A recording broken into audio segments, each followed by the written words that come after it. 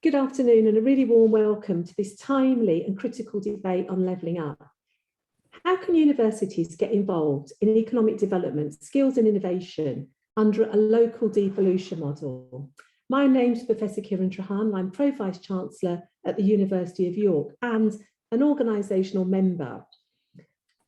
I have the privilege and the delight of chairing today's session, which I hope you'll find both thought-provoking and productive as we begin to explore from a diverse range of perspectives how universities get involved in economic development, build skills and innovation under a local devolution model. But can we do that on our own, or do we need to do that in partnership? So today I'm absolutely delighted to be able to introduce you to our expert of panel, who will explore through a series of short provocations to the debate about what this question means for them. But before I formally invite our panellists, I would just like to let the audience know we would really welcome your thoughts, your perspectives and your question. We don't want to talk at you, we want to talk with you. So what we'd be really keen to hear is your reflections and your questions, which you can do by placing in question and answer and not in chat. And I'll keep an eye open, for the questions as they come in. So let me start then by first of all introducing you to our panel. Andy, I'm going to come to you first.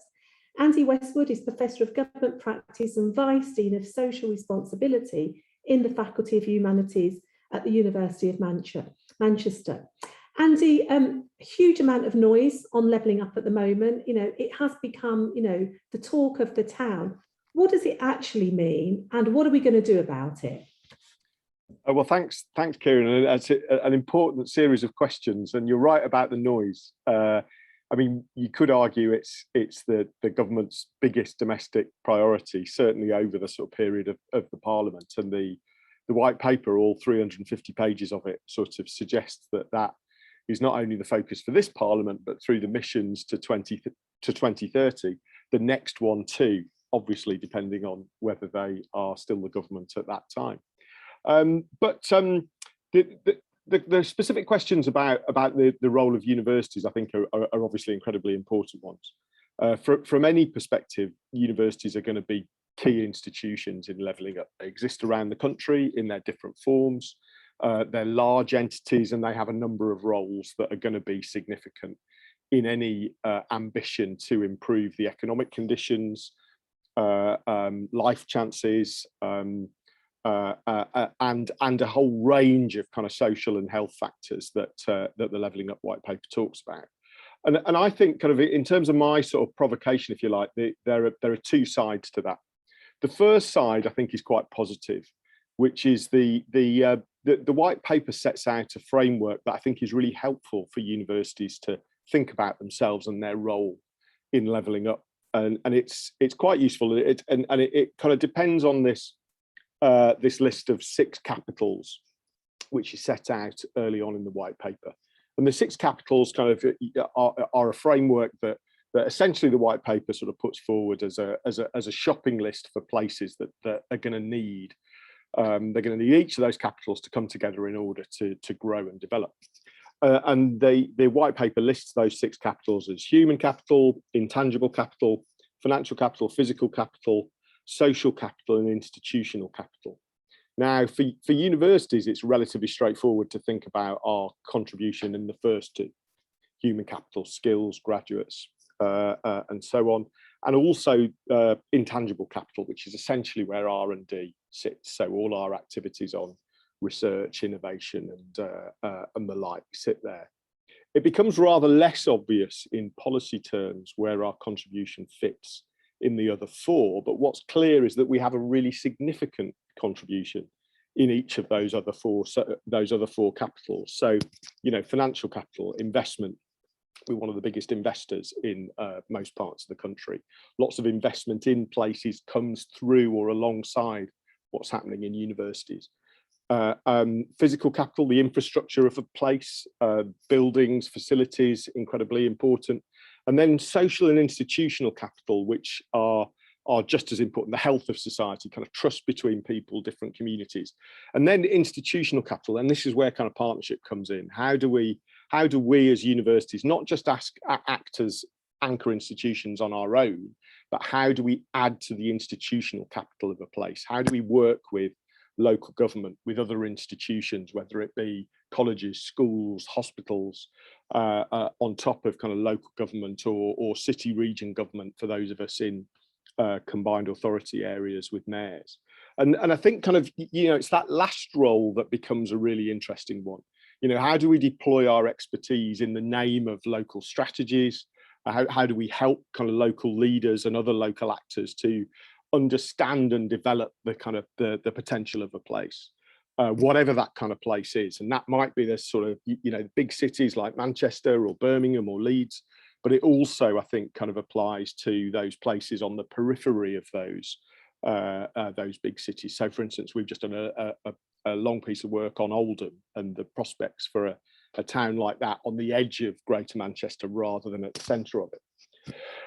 But the sort of second set of things I would say really about that is that you know, that's not how we're managed. That's not how we're funded. That's not how we're expected to work nationally. You know, we're expected to work in the kind of human capital box and the intangible capital box. And the system is a single one. It's national. There are no real local levers. There are no real local incentives to carry out that kind of broader role across those 6 capitals. So it becomes a sort of set of things that universities kind of have to do, or to find resources to do, or to find capacity to do in amongst the things that we are accountable for, and the things that we act on as kind of headline activities, so recruiting students or kind of winning resources to do research. And of course, that's very difficult to do, to find the space and the capacity to act in the way that we know we can, and that we know that if we do, we're going to kind of add value as well as expertise and capacity to local economic development and just a local democratic kind of functioning of places, as well as a kind of, you know, a greater kind of coming together of different institutions to support that process.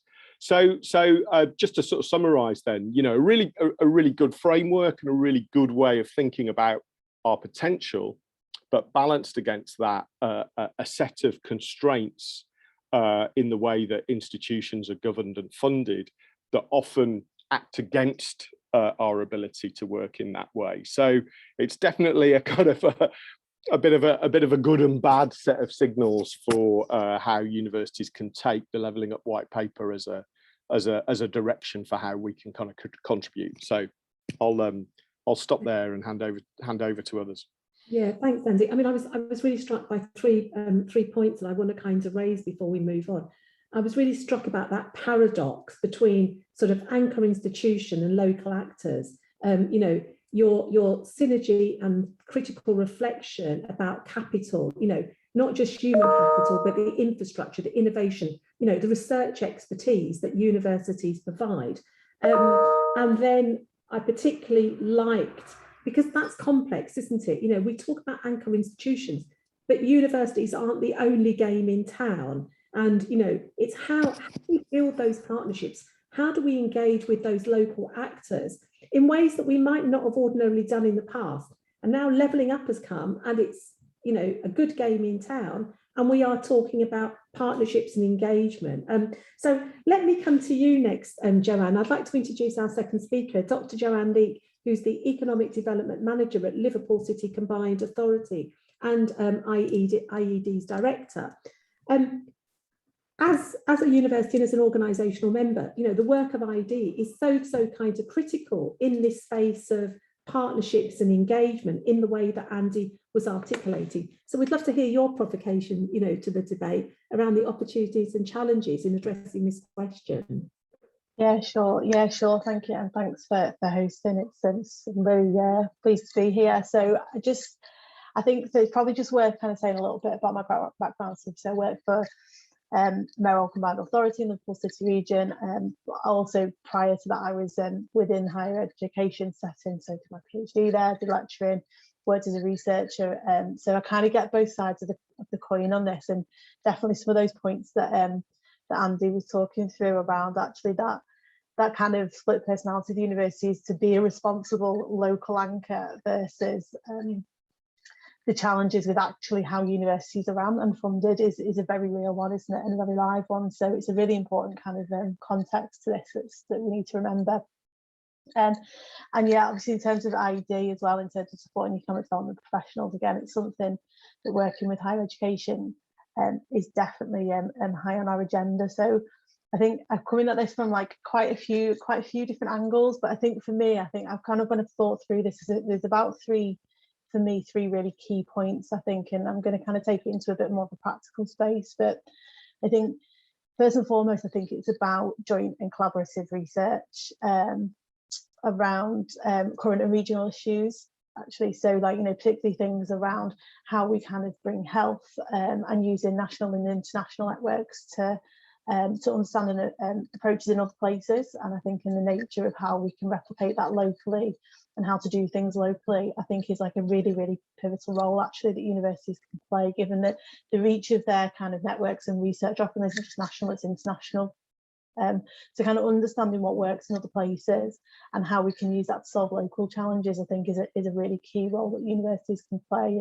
And we've done some really exciting work with the University of Liverpool in our region around envisioning social value, for instance, and what social value trajectory that we're on and how we kind of learn from other places. And we've done some other things around digital inclusion as well. So just a couple of really practical examples of how us as a combined authority has worked in that space.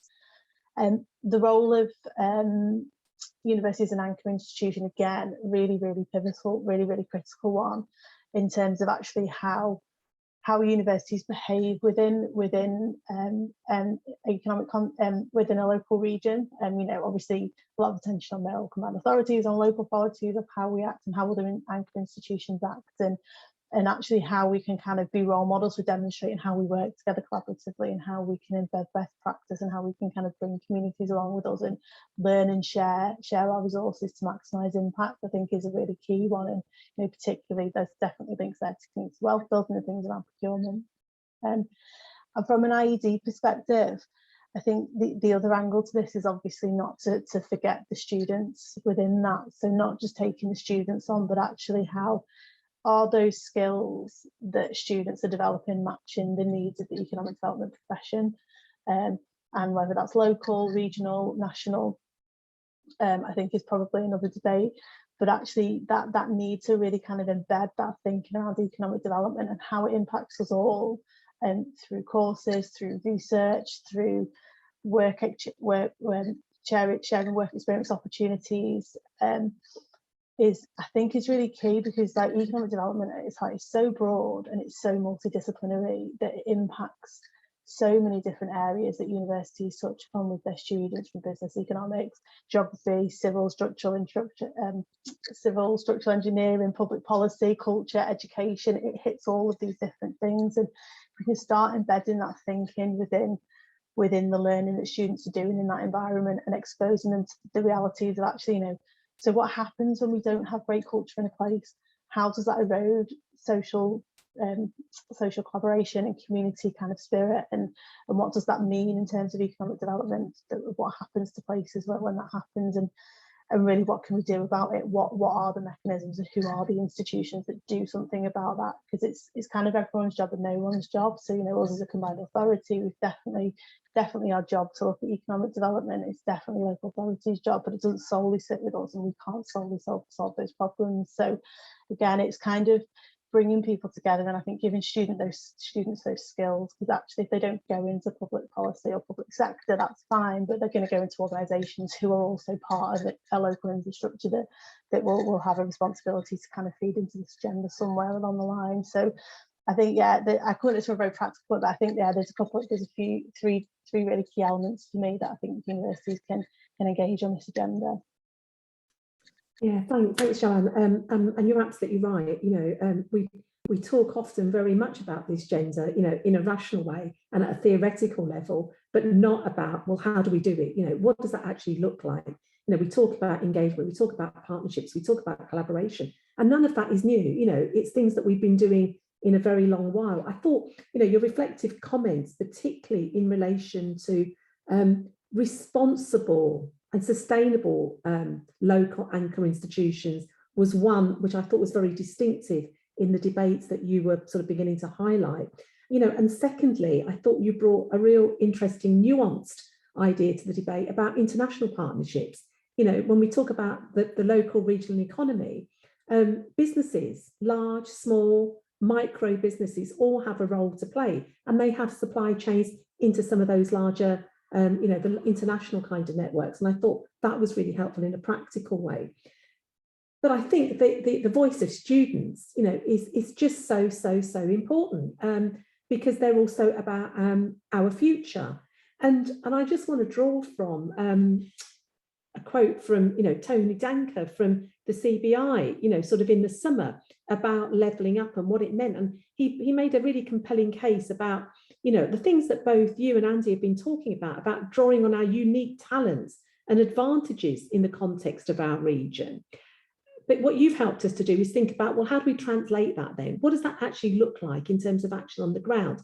And if the levelling up agenda is about building back better to create a more, socially mobile society that's diverse, that's sustainable, and that's inclusive, because that's what young people on the ground are telling us they want. That's what large businesses are saying that they want.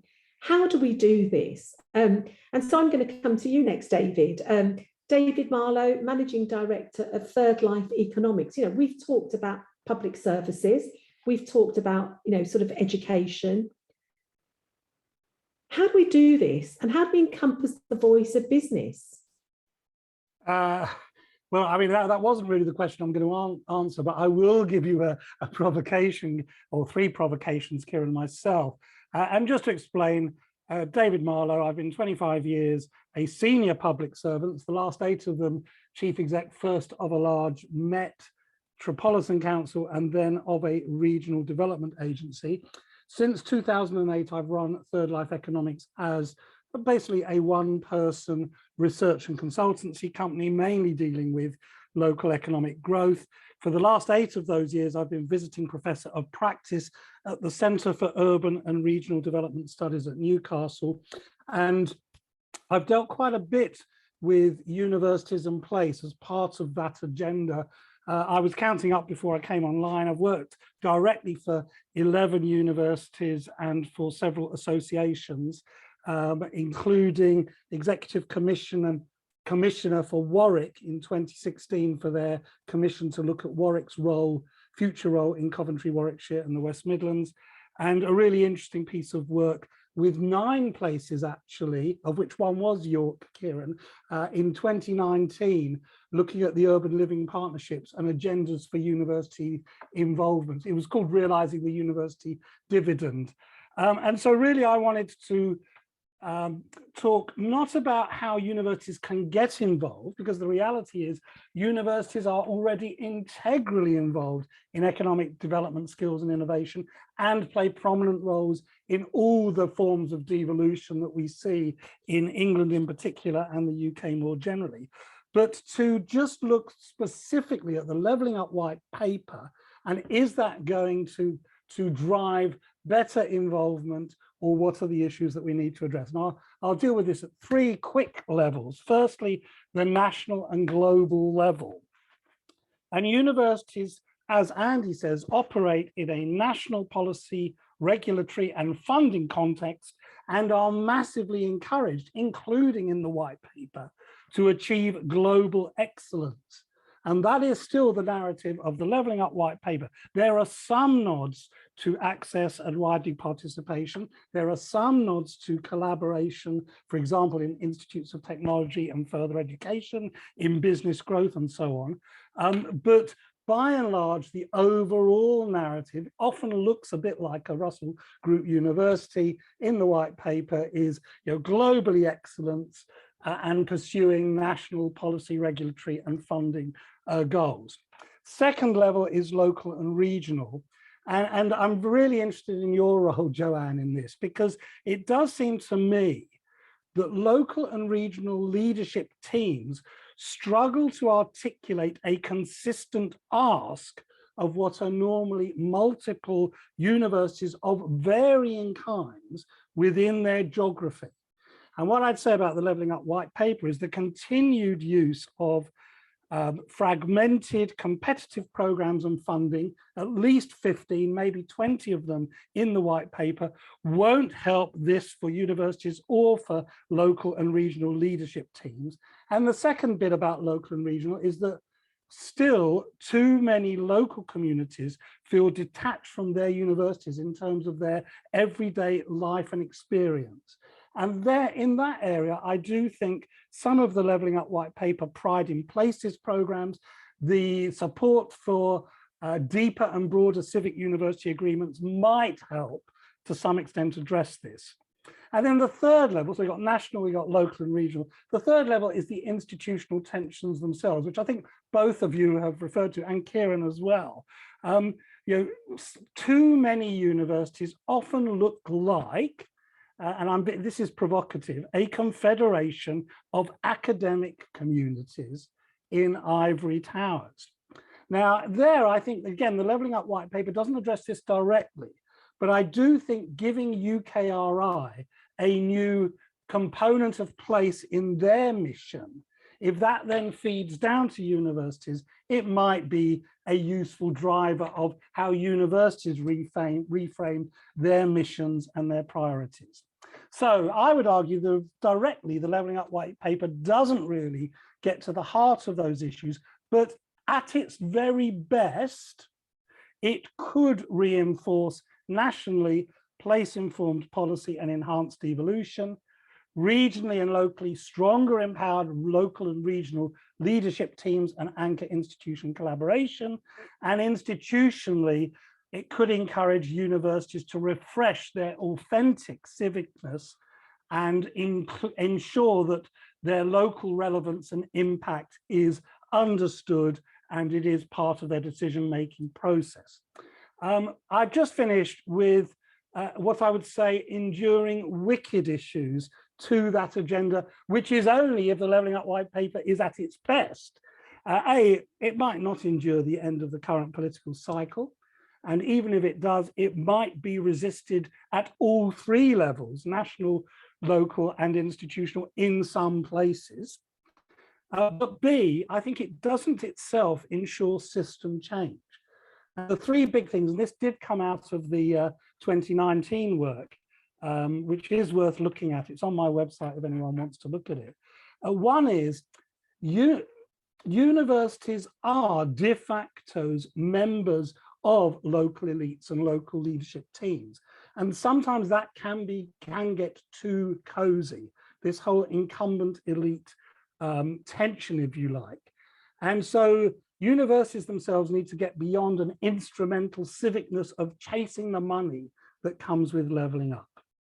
Secondly, I do think we need to flip the research question that's in this webinar anyway. It's not about how can universities get more involved, but it's about what do cities and places need from their universities, of which normally there is more than one and more than one different type.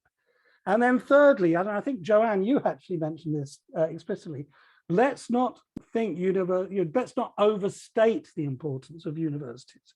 I mean, I'm always struck, for example, the home counties, they have a business RD&I set of metrics that are second to virtually none in the country, but actually in terms of HEI density, Hertfordshire, Buckinghamshire, Berkshire, Surrey actually have quite low HEI density compared to other places. Most core cities have Russell Group universities, post-60s universities, post-90s universities, but they have still not managed to tackle enduring problems of underperformance that are highlighted in the white paper itself. So I suppose my last point is there are important geographies where growing and strengthening university collaboration alongside others will be an absolute priority, but there may be geographies where universities' growth should not be the default strategy. I'll leave it there. Great, thank you, David. Really, really thought-provoking. You know, two things that I want to kind of pick up on because I think they're really insightful and has given me lots to kind of think about. Just before I kind of continue the debate, to the audience, I would say, if you've been, provoked by any of the questions, if you've got a question, if you want to share a reflection, please do post it on the question and answer, and I'll begin to sort of pick them up.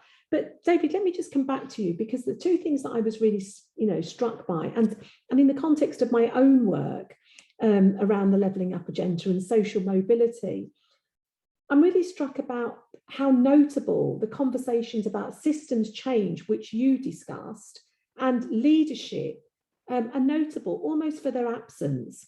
We talk very much about the task in terms of what needs to be done, but we don't talk about the kind of leadership. And so I think for me, if we're serious about, developing the ideas from the government's white paper, more collectively, more collaboratively, more place-based, in the way that all three of us have been articulating, then I think I'd want to make, a case for new forms of leadership, leadership which is a call to arms for levelling up, through a collective effort in terms of place-based activity.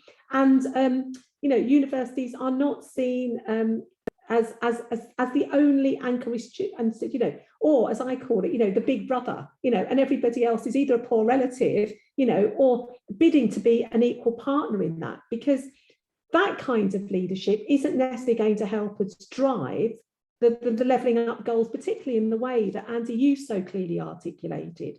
So I think for me, universities and businesses and public services have a powerful convening role to play in both dimensions of levelling up. So if we're serious about place-based interventions, contributing to innovation and the dynamism, of our region and our place, then we have to work in partnership, but it isn't that we just have to work in partnership, we have to provide a different kinds of leadership that opens up those opportunities, and opens up opportunities for our young people and those in disadvantages, in disadvantaged and underrepresented communities, whose voices are often not heard. And yet the heart of the levelling up paper is about social mobility. It is about increasing, or equal access in terms of what that means.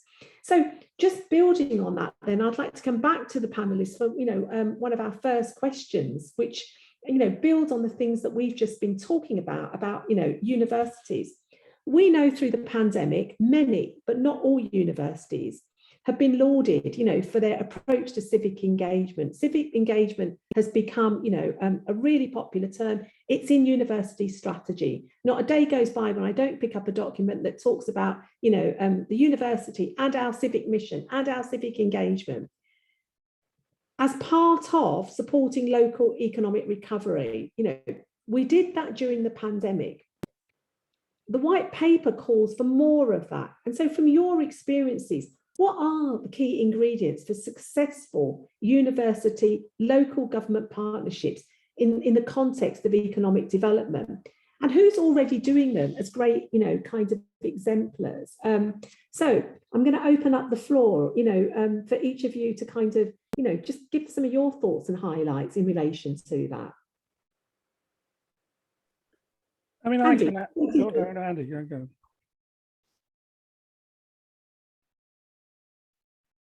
Sorry, David, were you going to come in then? Look, I can start off. I mean, I think you're absolutely right that there is a new kind of leadership needed, and I do think, perhaps the lockdown and the sort of 2 years of crisis management might have helped show us the way to some extent in this. I suppose my point is, wherever I go where there is a university, you will normally find examples of superb, locally relevant, important collaborative practice. You will normally find that, but it is very inconsistent. And it may not be whole university, and it also may not be whole place either. So it might be, and I mean, Andy is entirely right.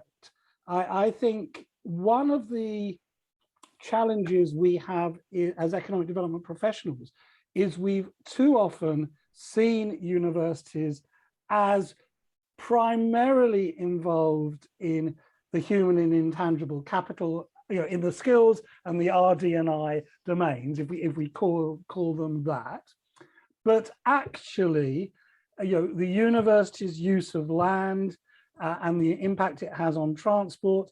The university's impact on demography is absolutely massive. You know, the university's position on investment and regeneration is absolutely huge. And I do think we need to, you know, if the crisis has done anything, it's sort of widened the definition of economic development. So we have to now think of public health.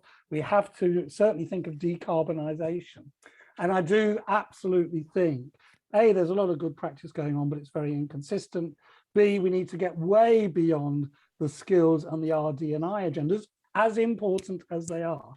But I suppose the third thing I would absolutely say, which again, I'm not confident the white paper gives us, is actually longevity.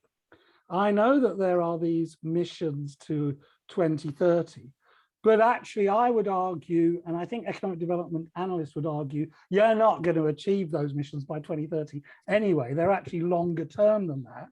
Secondly, the UK seems to have a chronic problem compared to some of the other countries I've worked in with moving the deck chairs every 5 years or so. And if that happens, that's going to be a really big issue.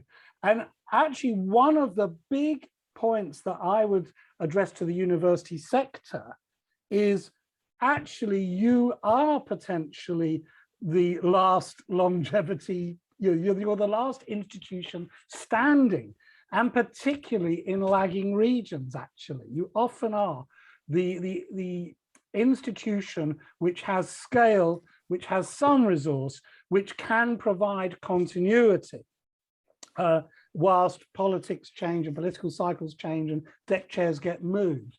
And so I would really welcome universities and the current leadership teams framing long-term visions that may well go beyond the 2030 mission drop dead dates, which, if you like, universities are willing, because they are long independent institutions, they carry that flame through political cycles and through changes in the real world. That hasn't fully, I think there's loads of good practice, to be honest. I mean, there's not a decent university in the country that hasn't done its economic impact, which hasn't come up with loads of case studies of how their impact locally is pretty good.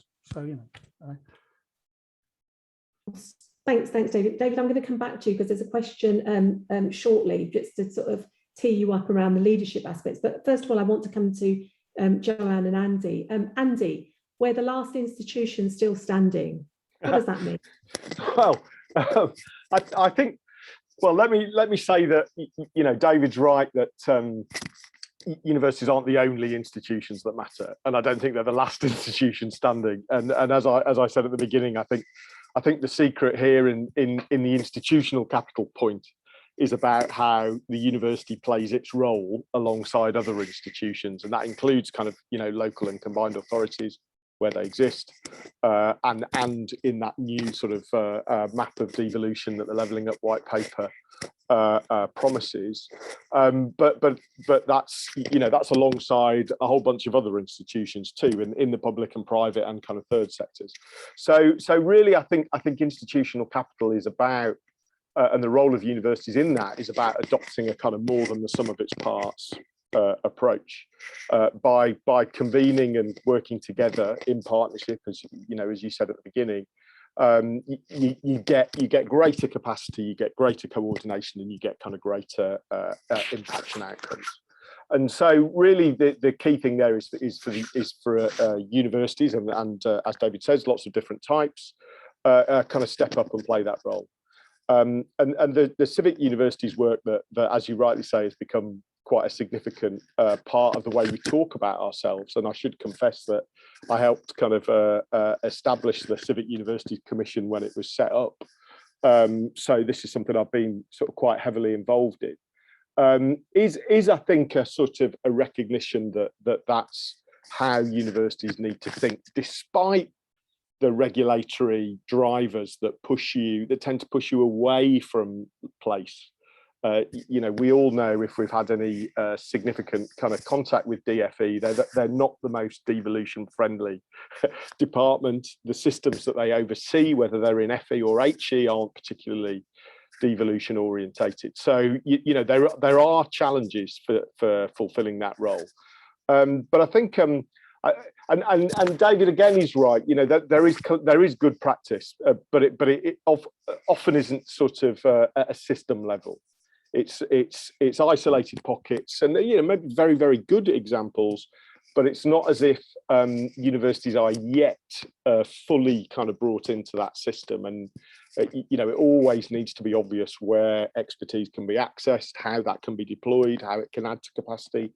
So I think the responsibility is to build systems rather than one-off examples that we can fill reports with. And we've tried. I'm not going to say we're an exemplar in Manchester, but I am going to say that we've tried. And so, you know, we've worked, for example, with the Combined Authority in GM on their recent sort of independent prosperity review. In other words, what's their economic development plan for the city region? And we've worked very closely with them on their complementary inequalities commission that Andy Burnham set up just ahead of the last mayoral election. So they're two examples of pretty key kind of strategies that exist at the GM level. But like I say, we've also dived into specific places within GM and worked closely with kind of the council and the college in Oldham about what a place like that sort of does within that kind of broader context. So it's far from a kind of perfect set of arrangements, and it's far from a perfect set of incentives. But I think the will's got to be there, and I think if it is, then the capacity and expertise of a university can be deployed with good effect and good impact on the capacity of policy making at a kind of city or city region level, and in other kind of environments too. But it kind of, you know, the starting place is to be willing and to think civically and to want to do that and to ask questions about how best they can do that of all those other partners and institutions that have to be in that mix for this to be a kind of an optimal set of arrangements.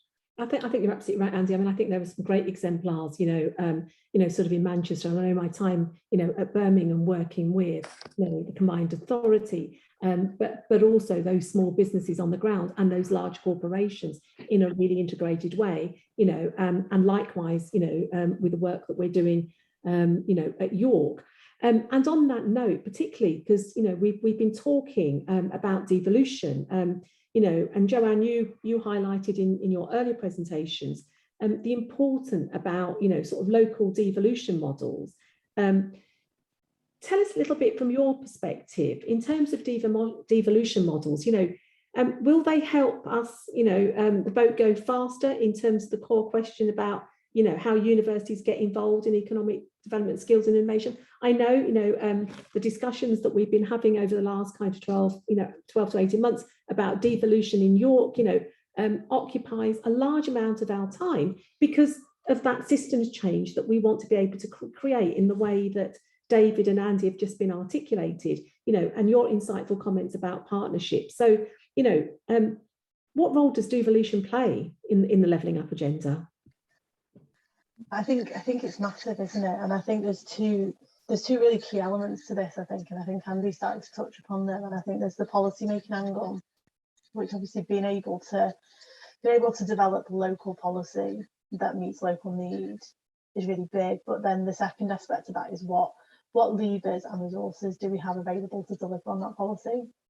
Because actually, if we're kind of writing policies that sit on shelves, it's kind of not helpful, is it? So I think it's kind of understanding and exploring where devolution's at as a model, what the potential for devolution is, and actually what's practically happening at the moment. And I think there is a disconnect there, I think, between devolution models currently as they're structured. They're not consistent across mayoral combined authorities.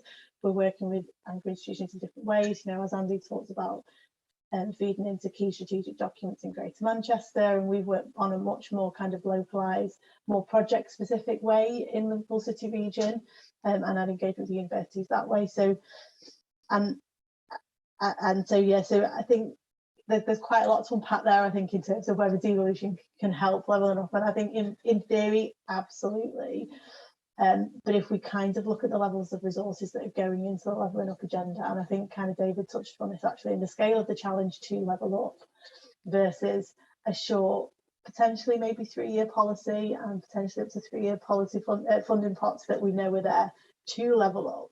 This is not something that we are going to even kind of scratch the surface of in 3 years' time. So yes, it does. Can it happen within this policy cycle? Definitely not. And I suppose that there's a really key role in there, is how we create a really strong regional voice to say, this is what's not working in our region, and we will do that in the full city region. I'm sure Andy will be working with Greater Manchester to do that in Manchester and other places as well. And then there's kind of a secondary as to how do universities connect in those other places that aren't represented by that stronger mayoral combined authority voice to kind of really influence the direction of devolution and make sure the right things are devolved to the right place. So,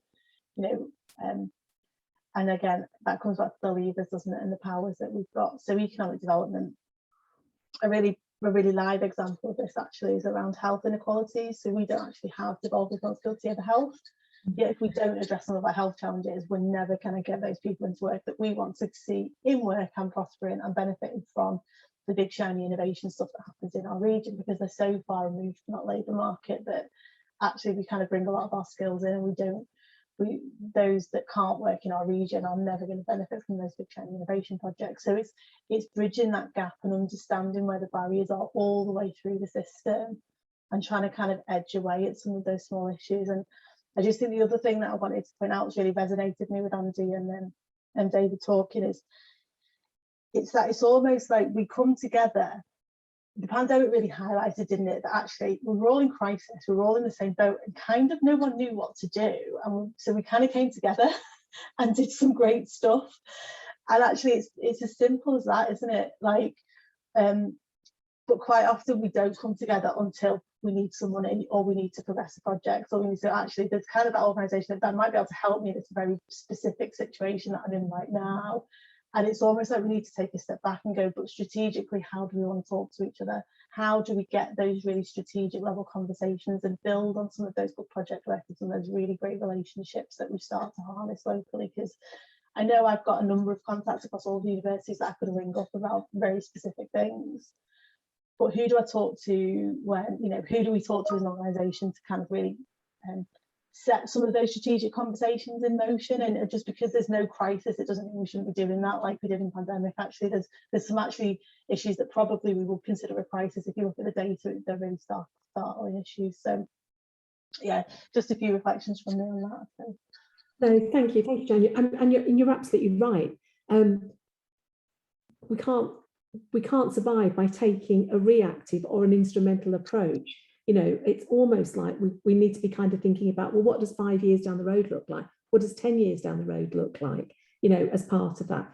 Because in many ways, we showed how powerful, I used the word at York, we created a critical movement.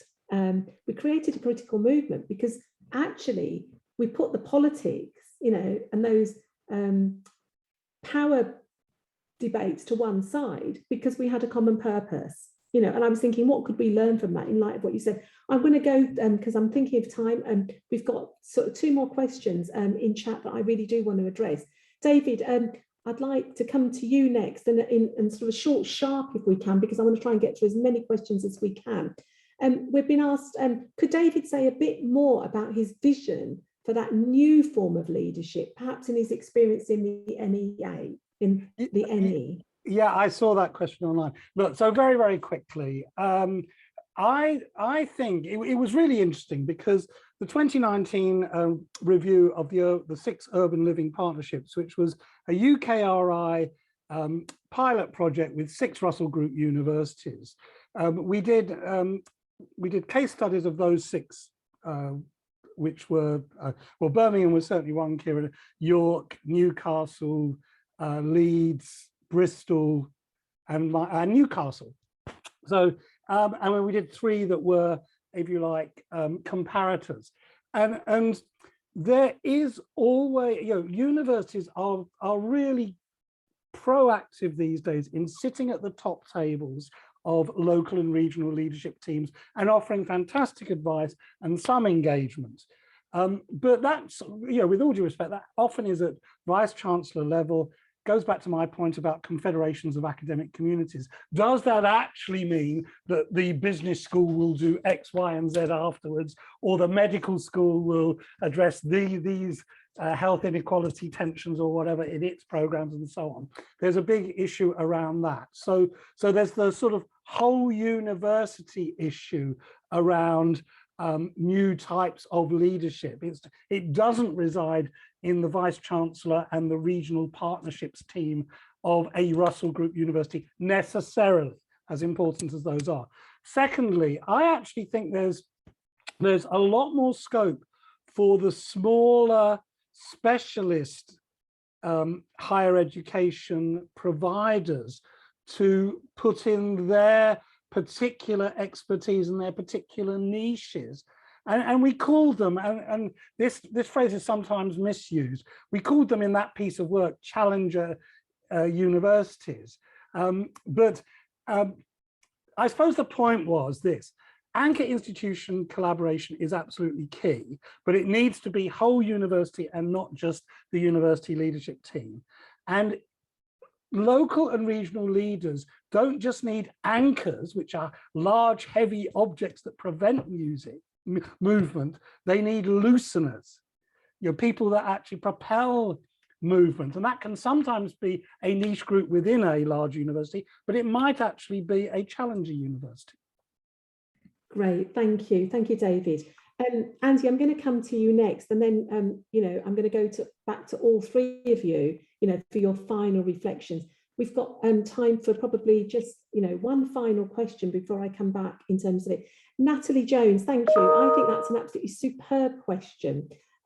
Natalie's asking, as well as students and academics, can professional services staff and other groups in the higher education workforce do more to help levelling up? Can they do more or be encouraged to play different types of roles than they do at the moment? Superb question. Engagement, partnerships. Universities are not just made up of buildings, as we've just been pointing out, or the leadership team or the academics. At the heart of every university are its professional services staff. Andy, your thoughts and reflections. Yeah, I mean, I completely agree, and I think this leads on a little bit from sort of David's challenge. If you're going to build systems that work, so it's not just who do you happen to know, or as Joanne said, who's the person you can pick up the phone to. It's got to work across the system, and for the system to work, PS staff have either got to be making it happen or doing the work too.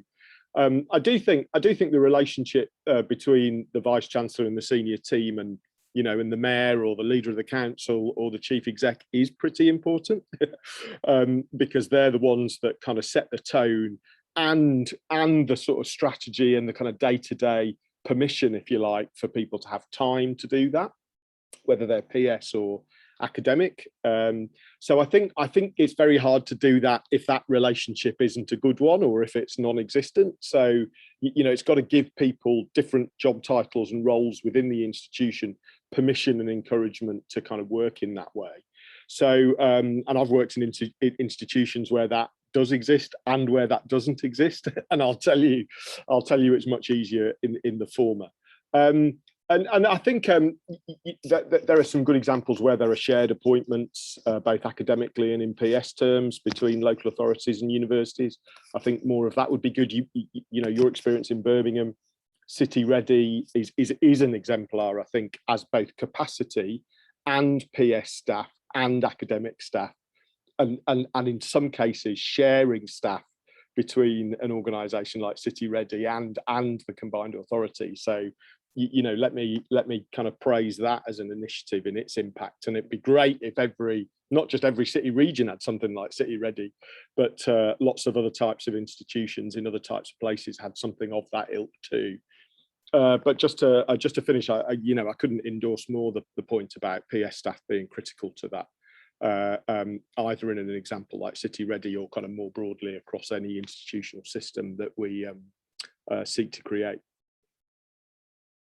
Great, thank you. And then just a couple of reflections from colleagues in the audience. One is around the northeast of UK, through the work that's been done around Kurds, and then a good point, Joanne, from Joe Starks, who talks about collaboration during crises.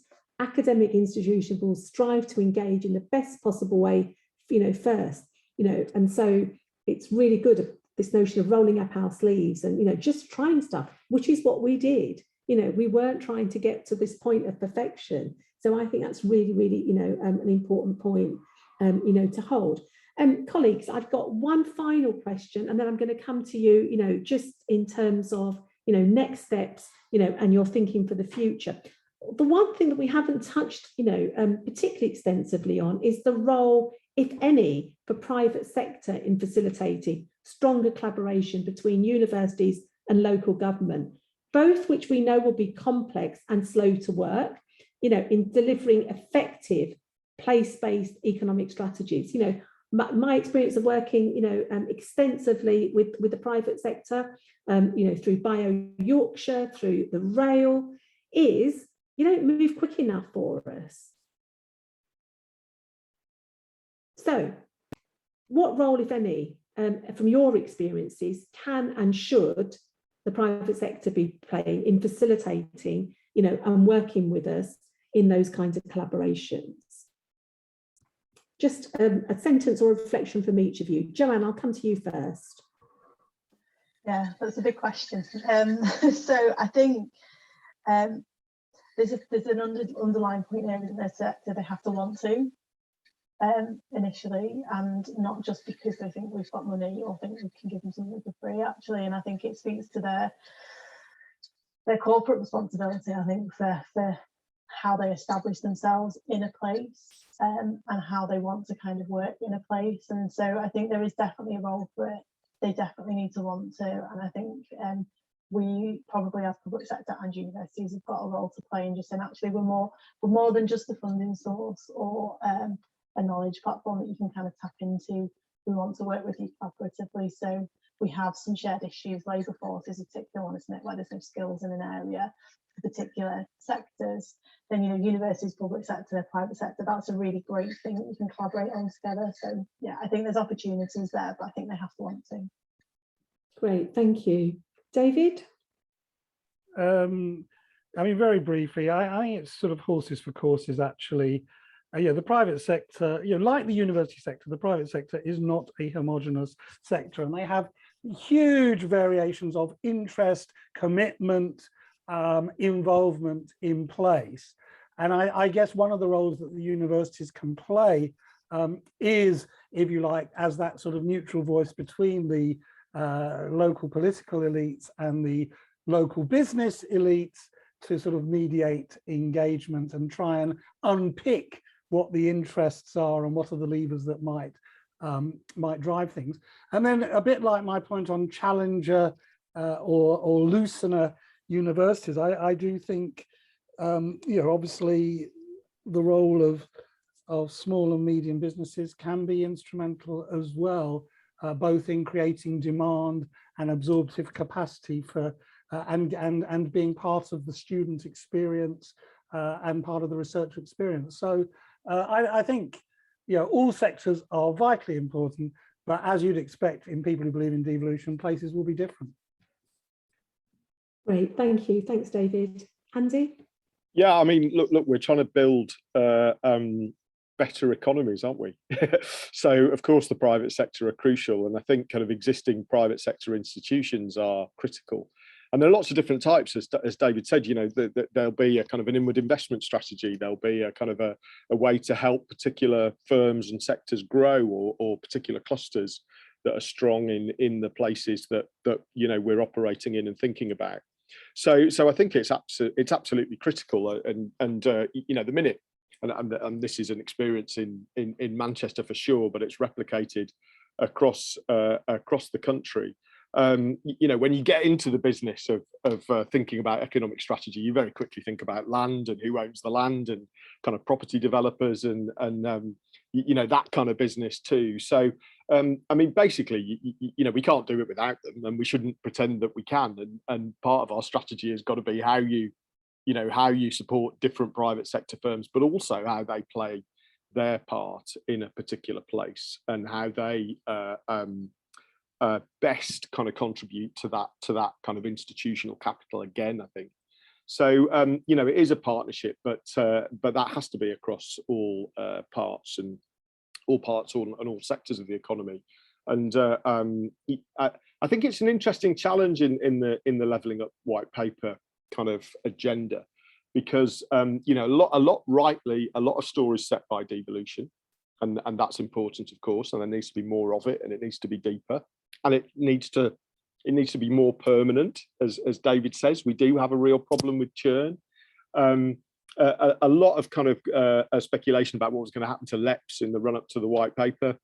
I think the answer is probably the right one, but one of the things we need to keep from LEPs is that private sector role, and the people from the private sector, the particular institutions who are willing to play a long-term role in thinking about a place. And if you go to the example of the Northeast, which has been raised, I mean, terrible churn and very odd institutional arrangements in kind of how LEPs are configured, how the combined authorities are configured, and also how the devolution sort of agenda is going to play out there with county deals as well as reshaped combined authorities. So you know, we can kind of get that mix wrong.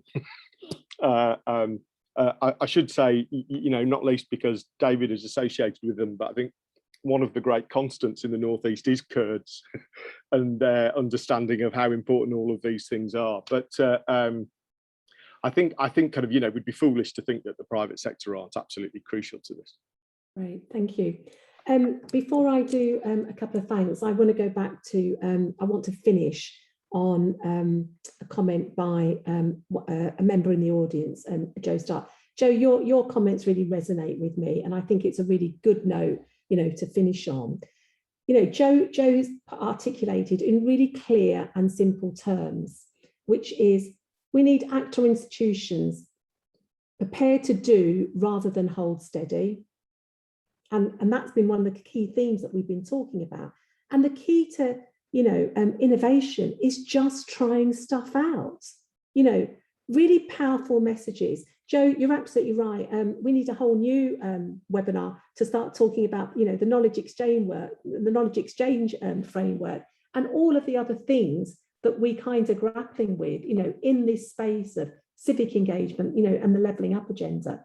But colleagues and to the audience, thank you so much. First of all, I just want to say a huge thank you to the panel.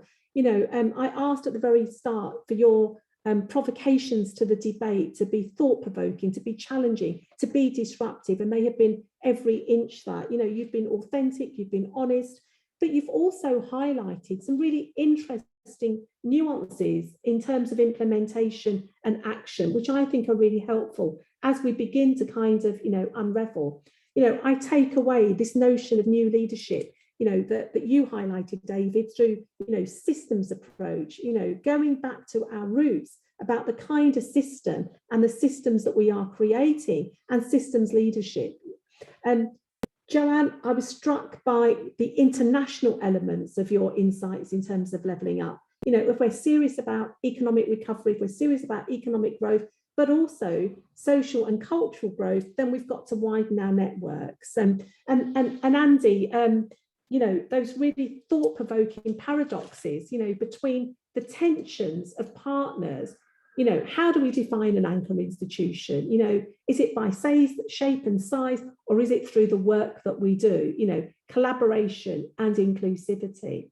So on that note, can I just say a huge thank you to our panelists who give up their time when I know just how busy each of them are, to Andy Westwood, to Joanne Leake and David Marley. Thank you for just being so honest, you know, and insightful. And then finally, I'd like to say a huge thank you to the IED, you know, Phil Smith and his team for actually setting a webinar up that allows us to begin to kind of engage in these important topics. This isn't simply talk, this is translating those challenges into concrete actions and different ways for us to collectively work together. So a huge thank you, and I hope you all have you know, a really good afternoon. Thanks for joining from the audience, and thank you for your questions.